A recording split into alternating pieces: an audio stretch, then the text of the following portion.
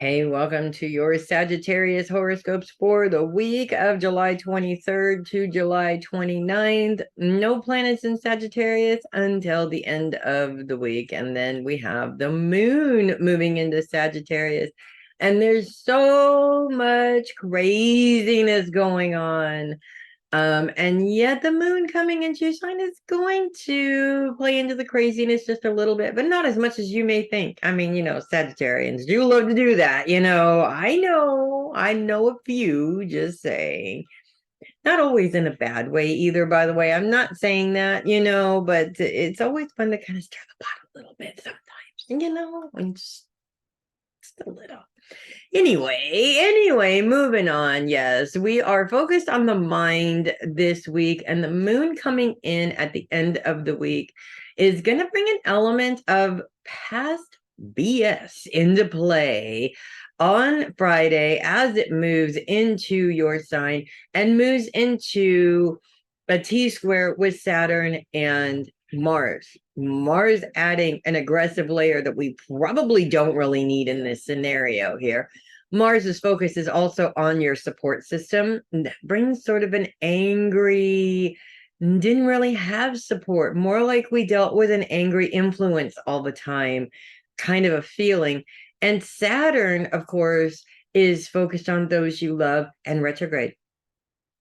So this creates a couple of different things. One, this sort of gives you one of those scenarios, well, where it feels like you're kind of being forced to be responsible for somebody that you don't need to be responsible for. And unfortunately, it's bringing up a lot of old anger because this is not a new situation that you're dealing with at all.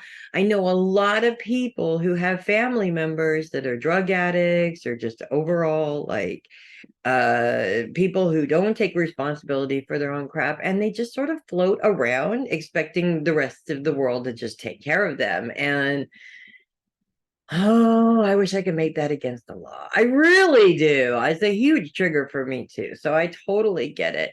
You're gonna want to like literally lose your mind too, and just like, and you do, but you don't have to do that. But maybe you do have to do that. I mean, sometimes that's what it takes to get these people to understand that you're not just going to take care of them, just because they want you to take care of them, if that makes sense.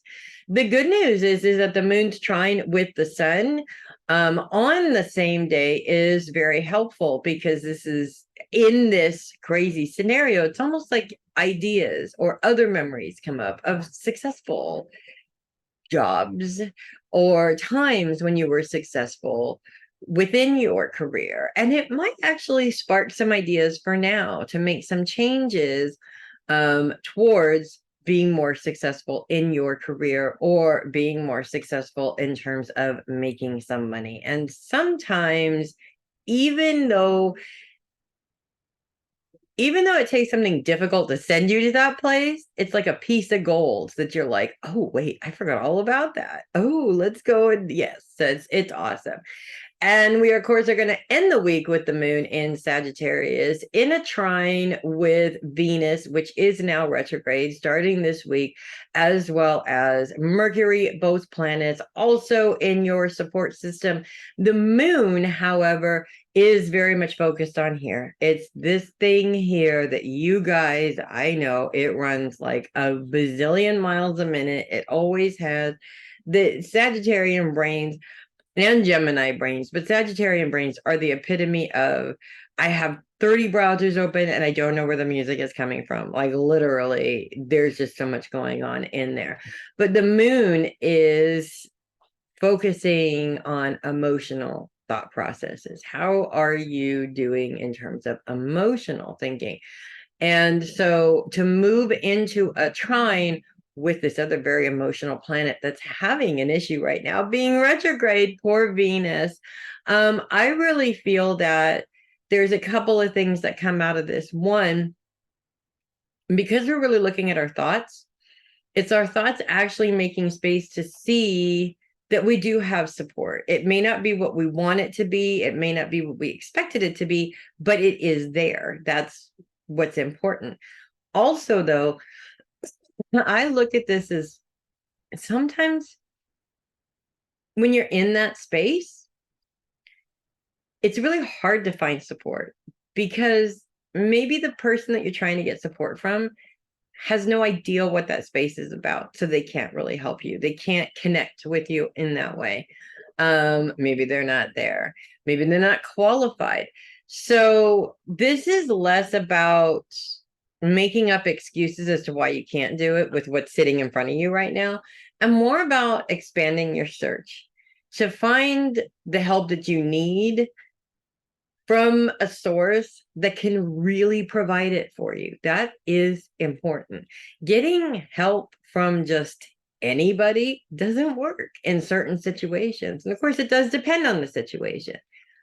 But see, if we're talking money, for example, I'm not just going to go to the guy that's standing on the street all the time and ask him what I should do with my investments. That doesn't make any sense, right? So let's not do things that don't make sense.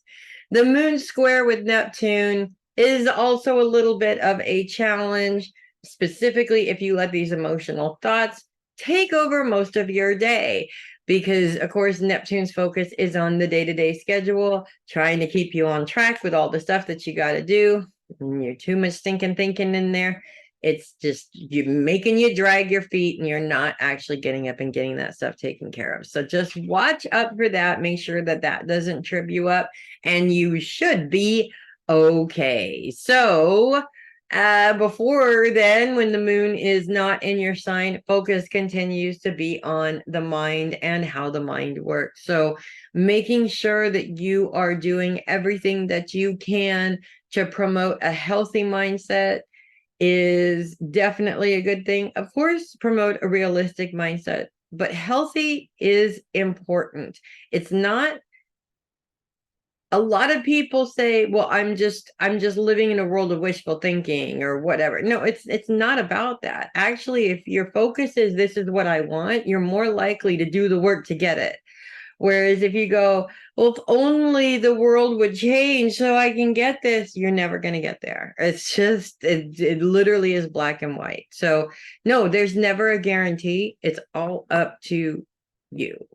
And it's always all up to you. So that is what I have for you guys this week. And I know that you guys are going to have fun with it. You're going to make it yours. I don't want to be there on Friday when the moon is in there, because that just doesn't look pleasant at all. But afterwards, you just be your typical badass Sagittarians like you always are. And that's what I love about you guys.